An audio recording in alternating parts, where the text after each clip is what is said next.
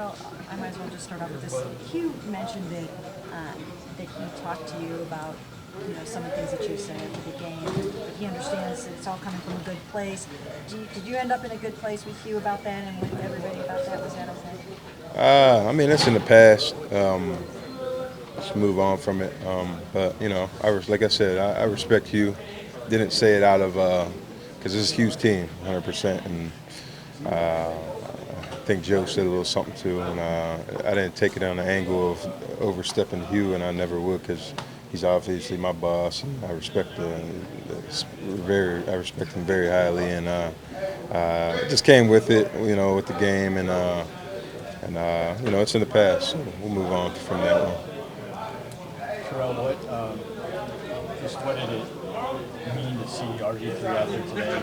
Did you sense excitement from him? Could you tell it was kind of a relief for him to be back? Anything like that? Yeah, he's always a high energy guy and motivator, talking and stuff like that. So it's always good. Any teammate, it's always good to get those guys back out there, from injury and getting back to do what they love to do, and it's we love seeing that stuff, and it's happy to have him out there. He obviously is still under contract next year, and I'm sure once you have an opportunity to compete and be the Browns quarterback in the future. From what you saw of him throughout training camp and the offseason, do you feel like his future is bright as a starting quarterback in the I mean, absolutely. I think he's a great player, but I mean, obviously you want to see more game tape on him and have him playing more, to get a feel for that. I think he's awesome, but at the end of the day, you really have to put that stuff on film, and we have to see it. So, and I know he could do it, but that's not really my call. A couple of weeks ago when Corey was coming back from the broken hand, you mentioned that you were looking forward to having him back on the field to take a little attention away from you. What have you seen in speaking for you specifically, what have you seen defenses doing now? Have you seen any change now that Corey is back and how teams are trying to work? Yeah, there's somewhat change. There's a change. There's some defenses. I mean, sometimes the safety still rotated and stuff like that, but and we haven't really had exact opportunity, to make big plays down the field and stuff like that yet. But once he cracks that and gets that, which he can and he will, I'm sure. And it's gonna get stuff. It makes stuff easier, and it's fun to be out there with him. He's growing and maturing, and it's fun to be out there. Do you think there's been so many quarterbacks play this year?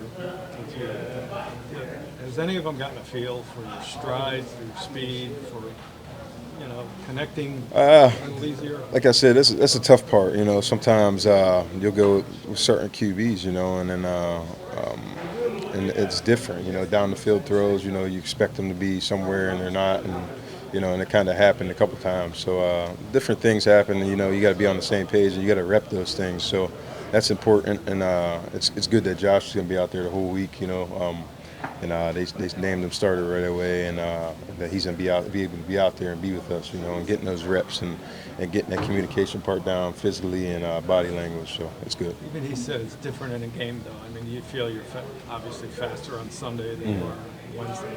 I don't think so. I try to go hard. When the ball's, and I know deep down the field the ball's supposed to come my way and stuff like that, and I see the right coverages and stuff like that. I try to practice or game. It doesn't matter really. I go. Charlie, I know you always had confidence that you could do this, that you could make the switch in positions. Have you even surprised yourself, though, considering where you were a year ago at this time? No, I don't. I mean, that's a great question. I don't think I surprised myself because I always known, But obviously there was a process and steps to get to that point, and obviously I was sitting at home, and I'd be texting Mary Kay, she'd check on me, and but I'm saying I wasn't doing anything, I was being a father, and working hard, and trying to get back out here and making sure that anytime I got the chance to be back, I could maybe step in and make some plays, and I just, it's totally different from last year. I mean, I was at home, there's no other way to cut it or put it. You're leading the team in catches, receiving yardage, and receiving touchdowns. I mean, obviously, you're a very confident player, but could you have imagined that you would be the leading receiver this year for this team? I always say, man, with God, anything's possible. You know, so I don't. And the way I mean, I'm sure we could go back and look at some tape how I spoke to you guys last year. You know, I just always string that confidence. You know, and you know, even when I was QB and stuff like that, and I might not have been the best, you know, I still thought I was the best. You know. Obviously, the offense hasn't been as consistent or maybe explosive as Hugh would like, and Mm-hmm. that's kind of his baby. Do you see him getting frustrated because the offense hasn't been what he wants? Nah, that's one thing about Hugh. You know, and I think he's, you know, I know he's my coach, and I just think I was with him in Oakland, you know, and we had a great offense and stuff like that. But you know, it's just he has growth and matured, you know, and mature as a coach, you know, and he's spectacular. You know, he's a spectacular coach. I mean, he never, even from reading, you know, stuff from talking to you guys, he never blames anyone really. He takes it on himself, and we all know it's not him. You know, we know it's little things. Or you could go back and watch the film, and there's little things, like little tiny blocks that you would see if a guy just got there and got the guy.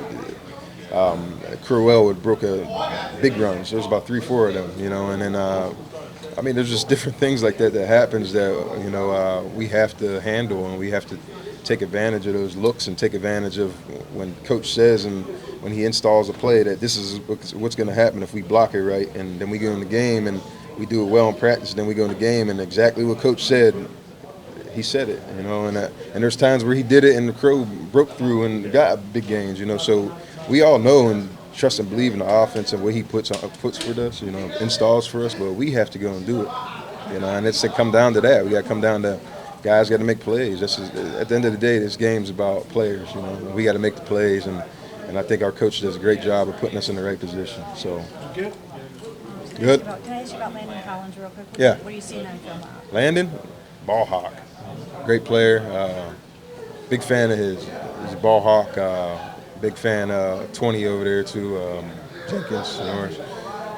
They got a great D line. They're gonna be physical, and we're gonna have to come ready to fight at the end of the day. And just like every week, we're looking forward to it. But Landon's he's an awesome player. 5 interceptions as safety, and 80 tackles, I believe, and 20 or so pass breakups. That's a special player. So we got our hands full, and we're looking forward to it.